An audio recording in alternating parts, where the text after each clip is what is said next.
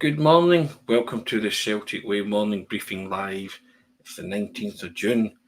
It's game day for Scotland, Ryan. Some Celtic interest there. I'm Tony Haggerty at the Haggerty10 on the X or Twitter handle, and I'm delighted once again to be joined by Ryan McGinley at the Ryan McGinley on the X or Twitter handle. Twitter handle even, Ryan. Easy for me to say. There you go. First thing in the morning, live TV. It is. Anyway, how are you, Ryan? Are you good? Things are all good, yeah. Really, I don't know about you, but really enjoying the Euros at the moment, particularly yesterday. That Turkey-Georgia game was a Oh, it feast for was the eyes. It was absolutely tremendous. And even the end of the Portugal-Czechia game was incredible too. Every game's got a story to it. Every game's, filled with great atmosphere. And there's real interest just now. I'm just hoping that Scotland can add to this party and add to this intrigue by getting a good result tonight. It's going to be tough, but Scotland, Switzerland, looking forward to 8 o'clock tonight already.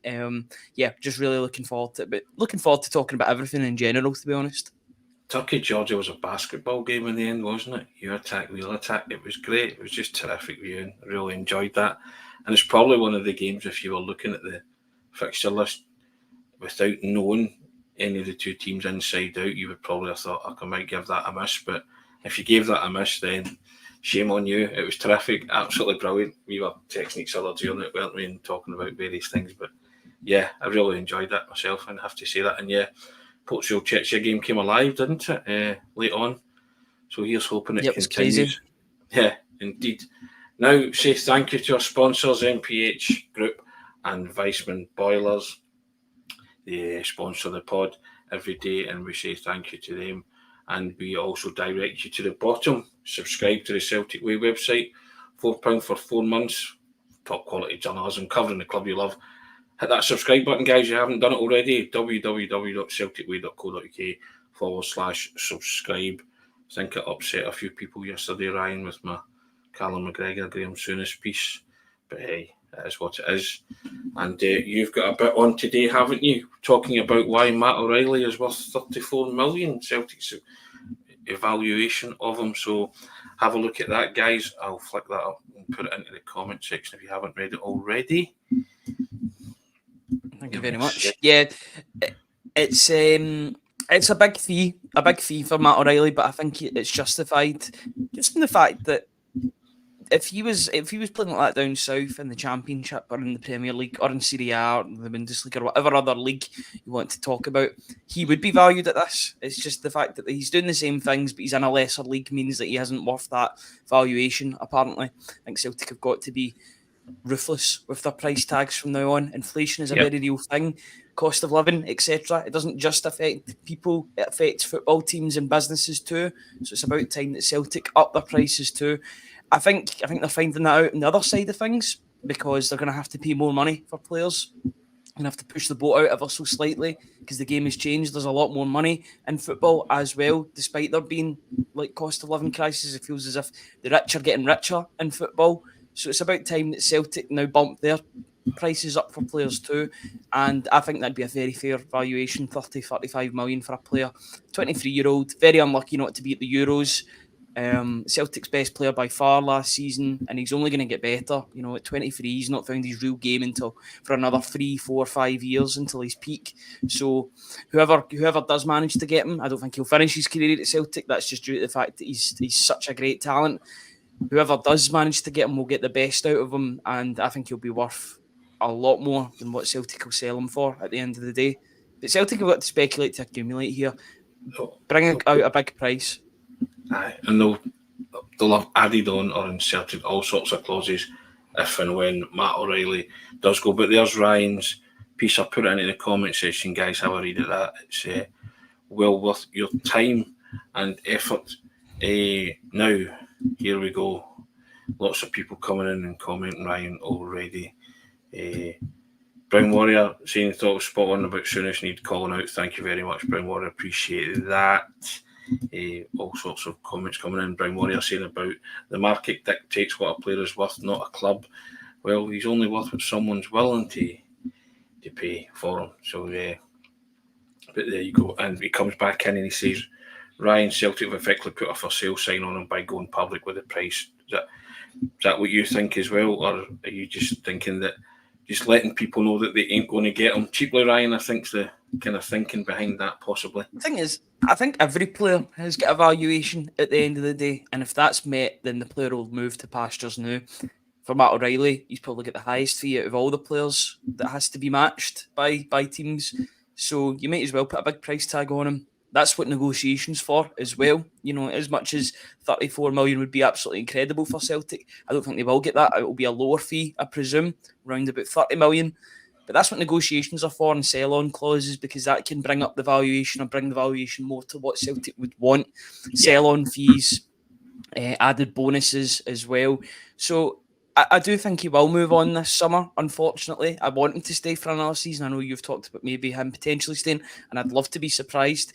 But I just think his head's so screwed on in terms of professional football that he'll want to make that next step. But he'll only make the next step if it's a move that suits him. He'll look at the background of the team. He'll look at the way that the manager plays, his style of football. Because at the end of the day, that's what he done with Celtic. He looked at Ange Postecoglou and seen a pathway, a way in which he can play football, both in the Champions League and domestically too, week in, week out. He looked at the manager, he looked at the way that he played, the way he set out his team, and he moved because of that. He's very switched on as a young footballer, and I'm sure he'll be the same in picking his next move. He won't be going for just the money. He'll be going where it's the best fit, where he can progress his career. I feel like I'm talking about him, he's already gone. I know he's not gone and he's a Celtic player, but you've got to be prepared for the inevitable. People will be interested in Matt O'Reilly. Look at his season, 19 goals, 18 assists. Those numbers, you know, I'm sure he could replicate them in a bigger league, to be honest. Yeah, Hazel Finn coming in, agree with you, Ryan. Yes, really enjoying the Euros, been some great football played, a joy to watch. It certainly has been. Monty coming in, Ryan. If Declan Rice is worth 100 million, then Matt O'Reilly's worth the same. Oof, I wouldn't go that far. I'm quite a big fan. I've got to be honest, and I know there's a bit of discourse about Declan Rice, especially the fact that he used to play for Ireland, now he plays for England. But I think he's worth every bit of that 100 million. If you've watched him throughout the season, I think he's a perfect midfielder for the modern game. I think that's a player that Matt O'Reilly can maybe aspire to be like, maybe in his defensive duties. I think attacking wise, Matt O'Reilly's a better player than Declan Rice, but Rice is really, really good at the fundamentals in the middle of the park. There's a reason why Arsenal paid over 100 million for his services. He is that good, and I don't think that's the Premier League overratedness. I think he genuinely is that good. He was good for West Ham, and he replicated it at Arsenal. Hazel Finn come back in. Yes, Celtic should be setting the price, take it or leave it. Northampton, Tim saying, morning all, Tony, totally spot on yesterday. Thanks very much. James Forrest gone early. Great show again, lads. 10 minutes in. Thank you, James. We'll take that. Fantastic. I think he went yesterday as well. And Helen McCallum coming in saying Newcastle supposedly interested in Matt O'Reilly as well. Just want to stress that we're not in the business of selling Celtic players. I want them to stay.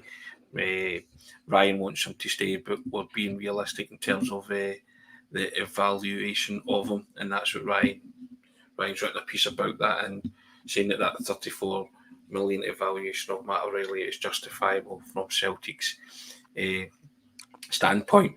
Monty coming in, Ryan. Here's a controversial. Rice is a water carrier, he's saying.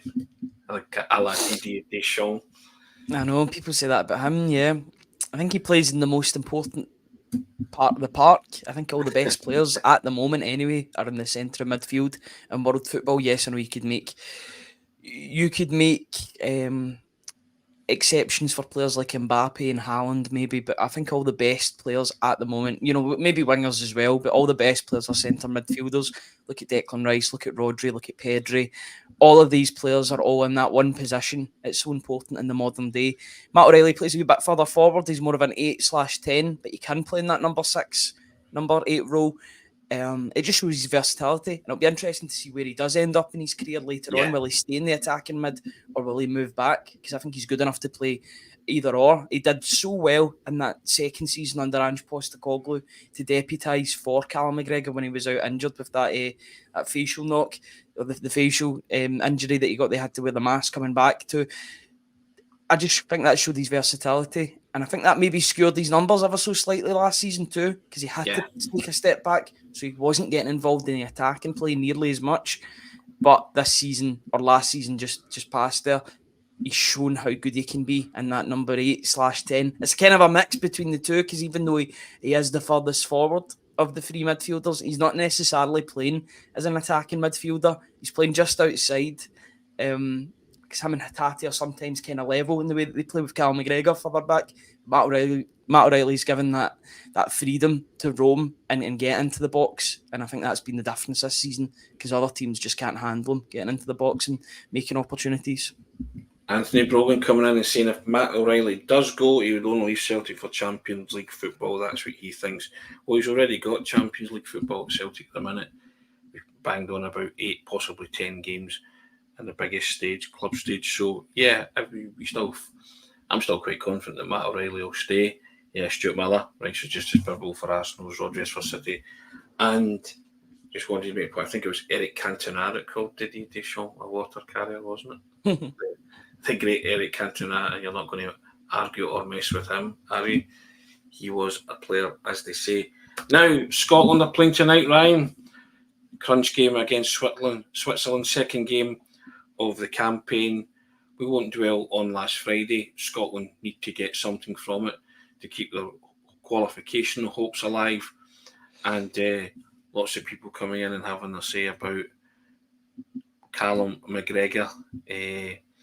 And saying Plunge McNugget coming in saying Callum McGregor to get the winner tonight and the man of the match.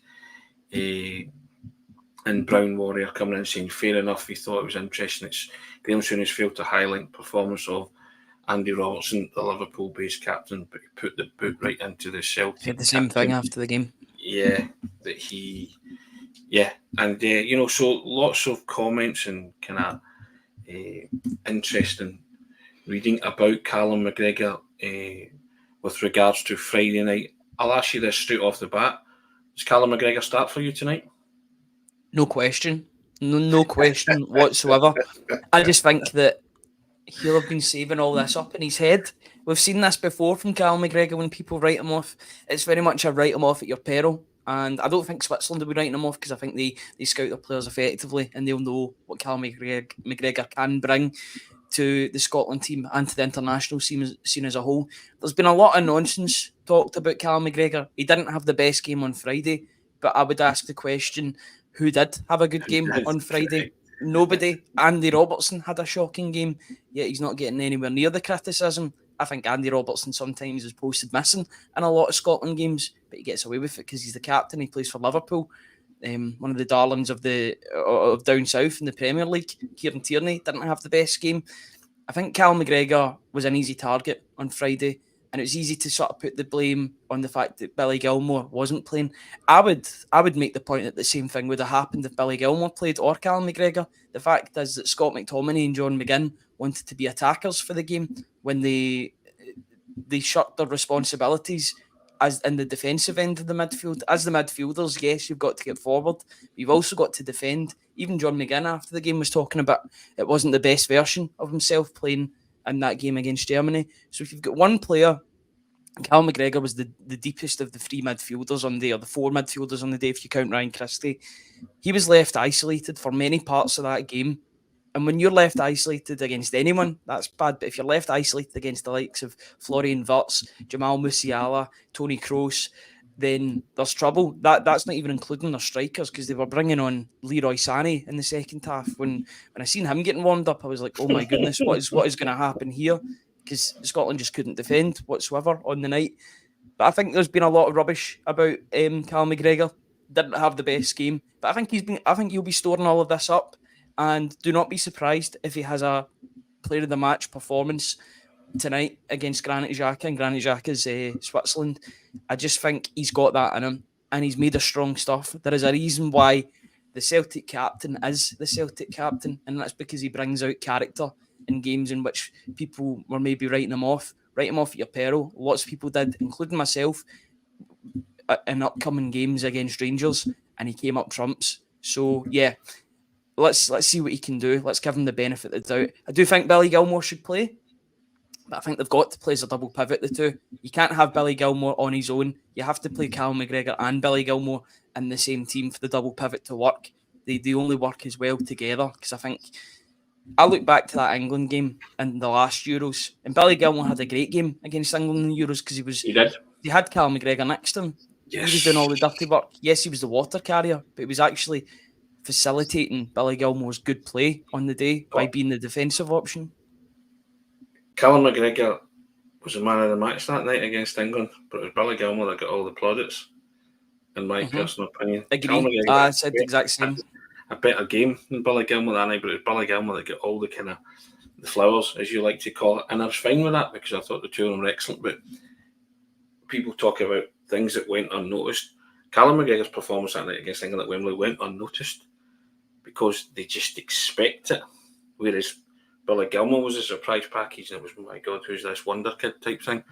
But Callum McGregor was excellent that night, and I agree with you. I think his comments the other day were of a man who's storing it all up, and just waiting to be unleashed. And if I'm Steve Clarke, I unleash him, and I just say, Callum, whatever is in there, whatever you're trying to prove, but you've got nothing to prove to nobody at all, nothing to prove. Least of all, somebody like Graham Souness. I've emphasised that point. But just go out and do your thing. Scott Dougal comes in. Scotland owe the nation a bit of fighting passion tonight. I think that'll come. Correct. I really do. Brown Warrior. Robertson went missing on the first goal. McGinn went missing the entire first half. And as a result, Tony Cruz ran the show. He did. A 35-year-old Tony Cruz ran the show, to be fair. But yeah, I mean... The fact is, run is a funny word because he didn't even run. He doesn't break sweat. He doesn't need to. World-class players don't have to. Whole team were rotten, says JJ Celtic. Yes, they most certainly were. And Brown Warrior coming back in. Again, get nowhere near a 35-year-old Tony Cruz. Yeah, when your class is... What is it they say? Class is permanent, isn't it? Form is temporary. Helen Feek's manager set them up all wrong. They didn't know what position they were playing. And the manager said that himself, that he imparted too much information to them, and maybe that was on him, which is fair enough. That can happen. And he's held his hand up for that. Nobody played well versus Germany, says Monty. We accept that and improve and move on. Got to, Monty, it's in the past. And in the past it must remain, as they say. So only Ralston and McGregor get criticised. I wonder why, says Plunge McNugget. Yeah, a couple of easy targets there. Plunge, to be fair. But yeah, I'm looking forward to it tonight, and I just hope that Callum McGregor plays. I don't see any reason why he won't play. Ryan, I'm like you. He's the first name on my team sheet after everything that's happened. Yeah. And Paul McLean coming in and saying this. Graham Souness bossed a brilliant Dutch midfield who reached the final in 1978. He's qualified to comment.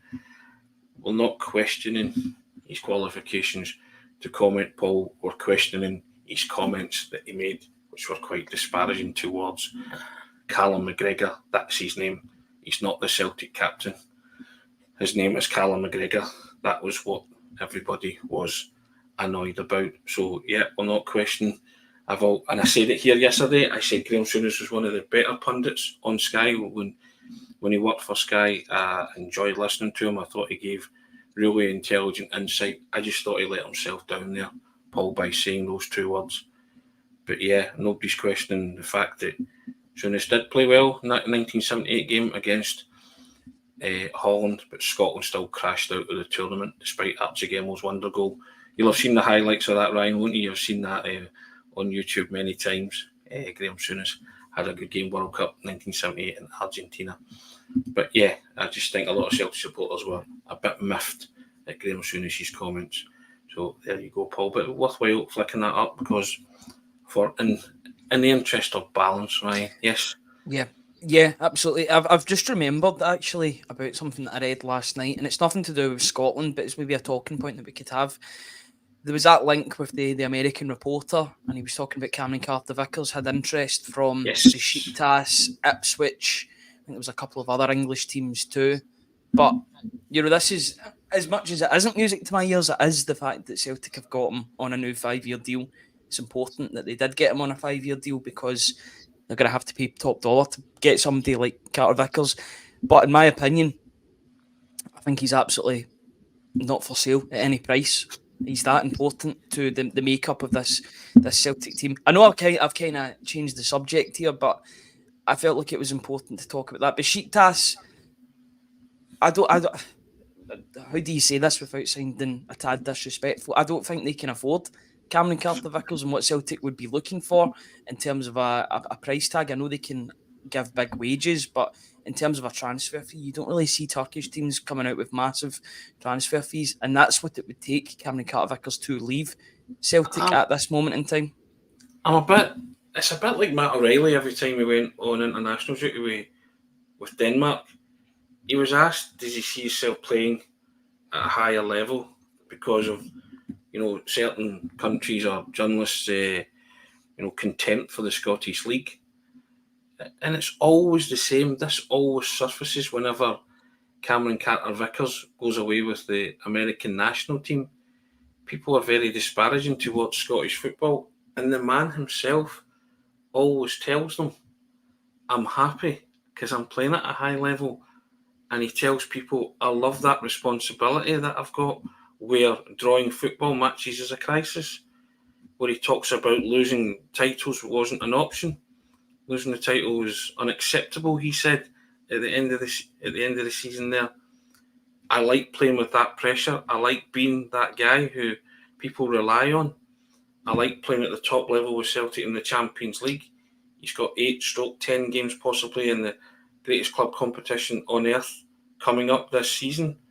Read his lips, as a famous politician once said, he's happy.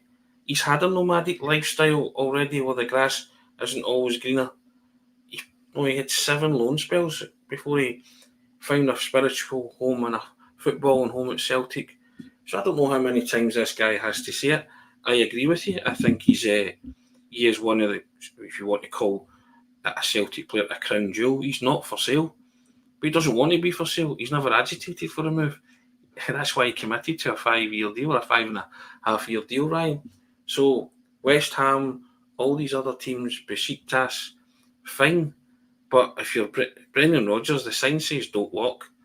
And Cameron Carter-Vickers is going nowhere. I guess it's every journalist's right to ask him questions, but how many more times can he say, I'm very happy at Celtic, I'm playing at a very good level, I'm being handsomely rewarded, I'm loving life, and it's a place that I like and enjoy. And I'm not particularly worried about all the kind of Cameron Carter-Vickers links because of the way I think he feels about this club, the manager and the support. And, there is no substitute for a player being happy, Ryan, in the environment.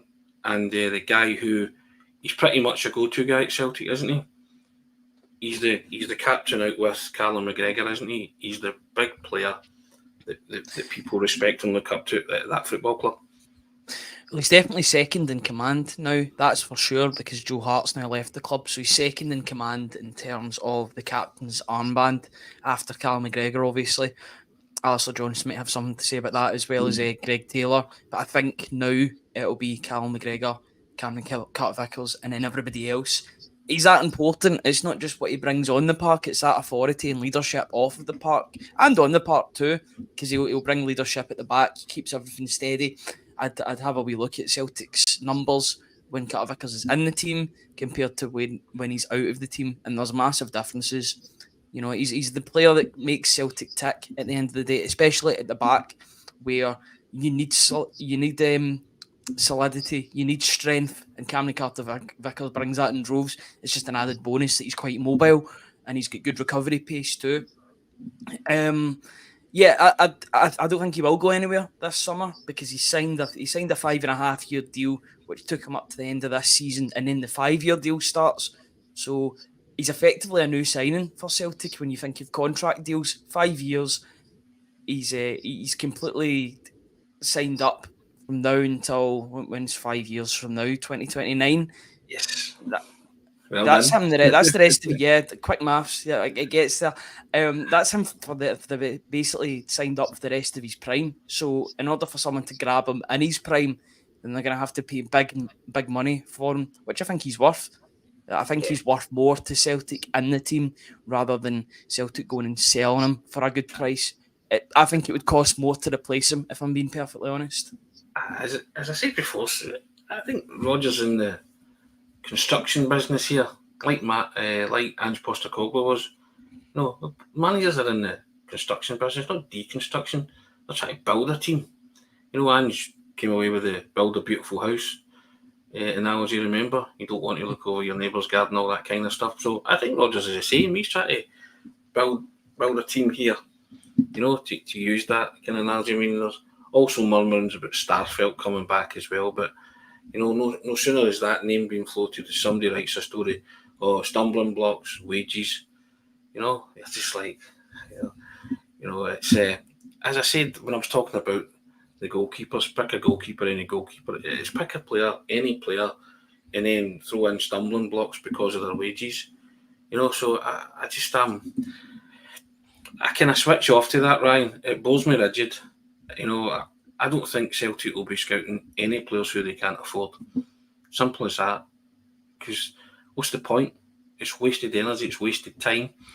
You know what I mean? So I think Celtic know what they're doing. The manager knows who he wants. And like every deal, it takes time, you know, for every party to come round the table and to agree. So I'm kind of switching off to. I'm aware of rumours. I'm aware of, you know, media links and all that, because you have to be all over it. But there are times I just shrug my shoulders and I say, quiet day, you know, at Rock Ridge, you know, and I think the past couple of days of that kind of thing's manifested itself in terms of the things that you're reading and seeing. And I know when agents are at it as well, you know, in the sense of Paulo Bernardo's story and the Portuguese media record, you know, so you just, you know what I'm like. I try and connect dots. I try and join the dots and connect lines, and I think you're having to do a lot of that with a lot of all the transfer gossip that's happening just now, especially with Celtic. When there is something to announce, Celtic will announce it, not before. And, you know, and yeah, somebody might get wind of it. That's fair enough. It's the business we're in, and we try and glean snippets of information, but certainly don't act upon everything that you read. I mean, my goodness, if that's the case, Celtic would have signed 8 goalkeepers already, right? You know what I mean? It's ridiculous, you know. So I think that the manager is all over this, and things will happen. If they're not happening quickly enough for Celtic supporters, then that's something out with our control. But I'm confident in the fact that the club have got this in order. Yeah, and even though it's quiet just now, it's only quiet in the media because people don't have any word of what's happening. You would think that Celtic will be working hard in the background, both to recruit ahead of recruitment and get this year's recruitment sorted, or this transfer window's recruitment sorted. What the media doesn't hear is all the work that will be going on in the background. They'll be going through the first target, second target, third target. At least that's the hope, because they can't be sitting on their hands with stuff like this. They need to get a move on. They need to bring in a head of recruitment and bring in players so that Celtic can strengthen in the summer. They've got the money to do so. The fact that it's the 19th of June and there's no head of recruitment is a tad worrying for me. I thought that would have been done for the first week of the transfer window. Now I think they're a bit behind on schedule, at least the schedule that's going on in my head. I would expect them to already be in the club, be in and getting players ready, or getting targets identified for the club to potentially go after. But, you know, if they get the right person, then I won't complain. It's a position that needs filled, and I think you might find that the head of recruitment will come in beside a couple of signings. That's the way I'm thinking now, and they'll all kind of be announced a bang, bang, bang to keep that kind of feel-good factor going. Could be wrong in that, but I certainly, in my head, I think that's how it's going to play out now. Yep. It's a tough sell if you bring in players and announce ahead of recruitment, because if you put the two of them together, you're like, oh, so you've just made those signings without the head of recruitment because they weren't actually officially part of the team at that point. I think it'll be explained that the head of recruitment has been all over this, and you know, so. And so that's the thing, though. Are they doing work without being paid? Have they started their work? They're doing their due diligence before they're even through the door. It's a tough sell, is what I'm trying to say. It's a very tough sell, and people will be wise to that. I get that, but I think that's a scenario that could play out, and then they'll tell you that they've been working on these are deals that have been, in place, yada yada yada. Whether you want to believe that or not, it's fair enough. But I just feel that it just wouldn't be, I just don't see Celtic not doing these kind of things, Ryan, and getting their ducks in a row. So, listen, I think the easiest thing to do is to say we've been in this movie before, and they are. As I said to you before, if we get to July the 5th and we play United and there's no new signings and there's no head of recruitment, then I might start to panic a wee bit then. Terry Mullen coming in, great show, Tony Ryan, keep up the great work. Hail from Bray Island, that's very kind, Terry, I appreciate that. And JJ Celtic coming in saying he just doesn't trust the board. It's the usual mantra, isn't it, every summer, right? Celtic supporters and those upstairs, the Celtic hierarchy. Yeah, it's you've got reason to not be, of course, entirely faithful in the board. Look at last season. Look at the recruitment last season. Yes, there was players brought in, but they were clearly not at the required quality. How many of Brendan Rodgers' signings made a massive impact last season, apart from Bernardo, Ida, and Palma for about a month or so?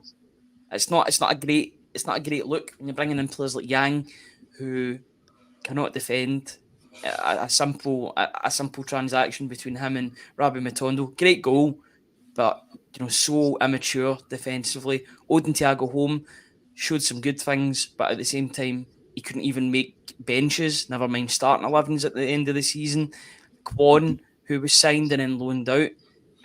There's so many examples. Navrovsky, Lagerbielka, players that just did not make the required impact. So there is reasons to be untrustworthy of the board and their recruitment strategy. That's why Mark Lawwell has left the club, because his recruitment wasn't good enough. But the thing is, they've not replaced him, so it's every bit as bad. I would much rather have nobody there and there's no bad recruitment, rather than having somebody there and the bad recruitment continues. But it's a vacant spot, and it's a spot that needs to be filled. The transfer window is open, Tony. It's open, and there's no head of recruitment. If you're going to make that role, if you're going to make that role, then there's got to be somebody there to fill it, because it's just as damaging not having anybody there. And the fact that if that's the way the structure is, the structure can't work unless the right people are involved in every single level of it. The fact that there's nobody there means there's a big hole in where the recruitment is. And if there's nobody there at this point in time, then that means no players are getting scouted properly. There might still be players scouted in the background. There's no players getting scouted properly in the system. So you either stick to that way of working and bring in a head of recruitment, or you rip up the plans that you've made, that have been there for 2 years, and do it differently. I think that would be counterproductive, to be honest. Yeah, totally agree with that. But I'm hoping the manager's all over this, and he's just on holiday at the minute, and everything is going on a pace behind the scenes. I'd like to think that until a head of recruitment comes in, if indeed Rodgers wants to work with a head of recruitment, or if that's a head of recruitment has indeed been identified. Brown Warrior saying it's like a slow-moving train wreck every summer, Tony. Yeah, and Ryan, I was just laughing there because I was trying to give reasons to be cheerful, 1, 2, 3, and you were giving reasons to not be cheerful. So I think a lot of people I think there is Celtic's hierarchy and summer signings and the board have form. As you say, you only have to look at last year, but as Brown Warrior said there, it seems to be every summer Celtic are in this movie, and it never seems to get any better, does it? I genuinely, it's my hope that Rodgers is all over this, and the players that he wants, those 5 that he talks about, the quality 5, i.e. a goalkeeper, left back, centre back, midfielder and striker, have been identified, and Celtic are working away busily. But until such times where they announce these things, then you're not convinced, are you? Let's be honest. No, I'm not. And I want to be convinced recruitment-wise, but the last time I was fully convinced of recruitment was in Ange Postecoglou's first season. But there had to be so many hits, because it just had to be that way, the way that the rebuild was going. They had to have quick fixes. That's why they brought in 26, 27-year-olds. I would like to see that continue in certain areas. Bring in that quality. It's good having projects all over the team that can maybe make you money down the line. But I want players that can maybe make the money for Celtic right now, rather than in a couple of years, by getting to that next stage of the Champions League, by ensuring that the league is won. I know that's been the case for 12 out of 13 years, but making it even a bit more comfortable, bringing in some veterans. They don't have to be old veterans at 34, 35 years old. Bring in 27, 28-year-olds. The only difference or maybe potential hurdle that you need to overcome is wages. But I think Celtic need to be modern with their wages now. They need to, in my opinion, they need to dedicate designated players. I'm fine with Cal McGregor getting a pay rise if he's the captain, but I think there's got to be a level in which players can come in and maybe be like designated players, like MVP players that will be on bigger wages. Because I think you will see the difference if you bring in players like that. That's just an idea, but I would bring in more experienced players as well to gel with the younger players. Because you can't have too many young players in the team. There needs to be a mixture between the young players and the older players, so that the old players can learn from the younger players and vice versa. They can both learn just as much off of each other.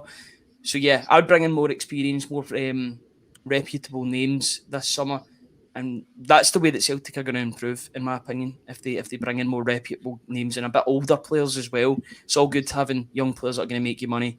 But I want to make money just now for Celtic. Sure. Quality costs as well, doesn't it? That's the bottom line. Liam Devine, there is zero chance in his mind that Rodgers is not 100% all over this recruitment. I don't think he wants a head of recruitment. I think he wants that control, total control, as a famous Celtic manager once said. That may be true. And I think Hazel came in and said she doesn't believe that he's on holiday. He'll be watching the Euros yet. Of course he will, Hazel. I mean, he might still be, there was pictures of him on holiday, but he'll still be all over, watching players. It never really stops, does it? He's certainly doing that. He's always on the job. When it regards to Celtic, he thinks and doesn't get the chance to switch off, but he's on holiday as much as a Celtic manager can be on holiday, Ryan, is he not? Yeah, and I remember when the likes of us, when we go on holiday, we're still checking everything to do with Celtic. I'll be like that in a couple of weeks' time, even though I'll be away from things. I'll still be checking to see what's happening on the transfer front every single day. You don't really take a holiday from it. You never really switch off.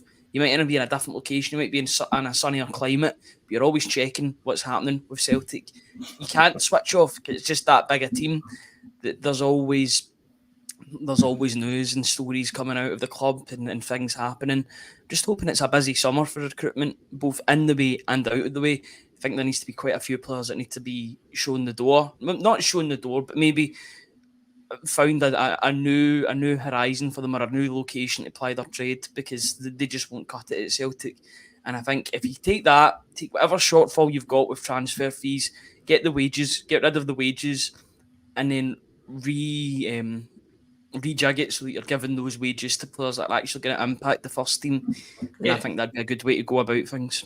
The difference makers, as they say, the cap queue for quality that the manager is banging on about. So this is a chance to prove that they're all in on the manager and letting them bring in those quality players. There you go. Mm-hmm. Yeah, there's no point in having these project players if the project players aren't part of the project that Brendan Rodgers is working with. I'm fine with them being project players if they're coming in and actually going to impact. When I think of a project player working, I think of Jeremy Frimpong, who was so good in the B team that he had to be put in the first team. That's the sort of players that Celtic should be going for. They should be brought in with a view to having them in the first team, in and around the first team, and challenging, rather than, we'll maybe spend £1 or £2 million less and bring this player in, and maybe they'll make an impact. Or when they do make an impact, it's a small one, not a large and consistent one. Kind of like what Yang was like. I've brought him up twice, but he did make some impact in games. But in other games, he looked as if he'd never seen a football before, for better or for worse. So for me, Ryan, there's nothing worse than signing a player and the first thing that you hear is he's one for the future. And I know you have to sort of try and bring in players like that, but I would limit that. We did a broadcast the other week when we said it's time to ditch that project player thinking temporarily and bring in oven-ready players, as we call them, because I just hate that when they sign somebody, he's one for the future. No, you should be signing players in the here and now, ready to walk in. And it's that old adage, isn't it? If you're old enough, you're good enough, or young enough, you're good enough. You look at Turkey yesterday, and the Real Madrid youngster who just smashed one into the top of the net. Arda Güler. Yeah. Arda Güler. Arda Güler, yeah. So 19 years old. 19 players are there. Yeah, so it is. I'm not saying we go and sign a Real Madrid player before anybody says, but he hasn't just came. Yeah, he's 19, and he's shown it on that stage. So I'm like you. There are players there. Go and find them. If you're doing your scouting, your recruitment, whoever's doing that, then you should be able to, find these nuggets and find these gems, because they are there. It's just about doing your due diligence in the right places, isn't it? And Arda Güler, I was aware of him. We had a conversation about him before the game even started, and we were thinking, okay, let's see what you got. And we're obviously watching the preamble, and he did a kind of 5 or 10 minute segment on him, didn't he, before the game started? And he was talking about the Turkey team of 2008. I think he was talking about them and hoping that they could emulate their defeats, because they got to the semi-finals and lost to Germany, I believe. Was that right? Mm-hmm. Yeah, I think so. And then the next thing, he's crashing one into the top corner, and good luck to him. Looks a real talent, doesn't he? Yeah, I've known about him for a few years now. I know that he's making his way through. Don't think he was at Real. I think Real Madrid signed him maybe last season or the season before. But yeah, he looks a hell of a talent for 19 years old, and he took that like a player that was 10 years his senior. That goal, no fear. But there's no fear, and I think that's maybe football in general. It seems to be getting younger. Yeah. Who's the best player at the Euros? Arguably Jude Bellingham. He's only 20 years old. These players are young enough. I mean, it's a bit frightening that Jude Bellingham's only 20 years old, to be honest with you, because I'd be checking his passport, because he sounds as if he's at least 10 years older with the way that he conducts himself on and off the park. But it just shows you, if you're good enough, you're old enough. Yeah, correct.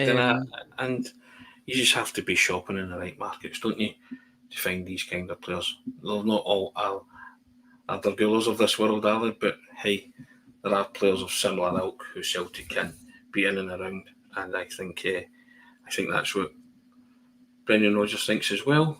And as well as someone saying, Michael Ross coming and saying, develop our own projects. Yeah, there's that argument too, Michael. I firmly believe in that. And you look at the likes of Kelly, that's a player who's been developed, and then all of a sudden they've hit the buffers with that. So these kind of things demoralise me as well. When I see like Daniel Kelly, and then getting to a certain age, and then they're falling out over wages or contracts, and it's just that I think that leaves a sour taste in the mouth, doesn't it? When you think to yourself, why is it always Celtic that these things happen to? There's something right. Yeah, it does, and then that has a domino effect on the other youth players, because you'll see one of the best in class not making it in the team, and they're like, well, if he's not going to make it because of wages, what am I going to do when I get to that situation? All of a sudden players are then going to look elsewhere. It does have a domino effect, because the younger players will look up to this good young player in Daniel Kelly as well, Rocco Vata as well, although I think he'll be moving on to pastures now. I'm all for Celtic developing their own youngsters, but only if they're good enough to actually get in the Celtic team. Don't want them doing it for the sake of it. There's a reason why Celtic will buy young from elsewhere. That might be down to the way that the academies run, in which there's other players that are getting made at a better rate in different academies, and that's why Celtic are then buying from those ones rather than their own, or rather than working from within. As much as it's good to say develop your own, got to look at there's different ceilings involved with players. Sometimes there's a 19-year-old that's broke through that'll be at a higher level than any of the Scottish players that Celtic have at their disposal. That's just the way it is, unfortunately. Celtic will buy it. Look at Abada. I know he was a first-team player, but he was 19 years old, and he got X amount of games in Ange Postecoglou's first season because he was good enough. So I think as much as it's good to to have that focus on the youth team. You've only got to develop them if you believe that they're going to be good enough to actually make it in the first team too. I don't want them doing it for the sake of it. I'd much rather bring a player through because they deserve to play and are a better option than what are already there. And a lot of the time, that isn't the case, unfortunately. But Daniel Kelly is one of Scottish football's hottest prospects at the minute. You can't deny that. He's got a chance, and the manager likes him, which I feel he's more slanted towards him having a chance of making it at Celtic if they can get together and sort whatever the problem is out. Yep, and Daniel Kelly's getting linked with Bayer Leverkusen as well, so it shows you that now another team are doing that. Albeit, they've got a really good academy. Look at the players that came through Bayer Leverkusen academy in the past 5-6 years. Kai Havertz and Florian Wirtz, 2 players that are now German stalwarts in the national team.